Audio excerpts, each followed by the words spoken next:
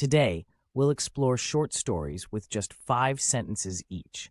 These quick tales are not only fun, but will also help you learn new words quickly. Once a small cat named Luna wandered off from her home. She felt lost and scared in the big, bustling city, surrounded by unfamiliar sights and sounds. Fortunately, a kind boy spotted her and offered his help, kneeling down to comfort her. Together, they ventured through the streets until they found Luna's cozy home once again. With a joyful leap, Luna was happy to be back where she belonged.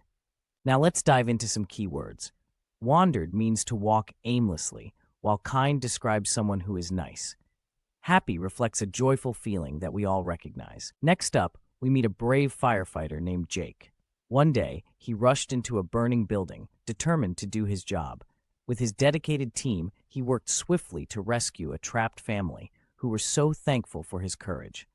Jake felt proud of his actions, knowing he was a hero in their eyes. Remember, brave means showing courage, rescue means saving someone from danger, and hero is someone we admire for their brave actions. Mini stories like these are fun and educational.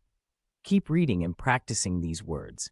Share your favorite stories in the comments and inspire others to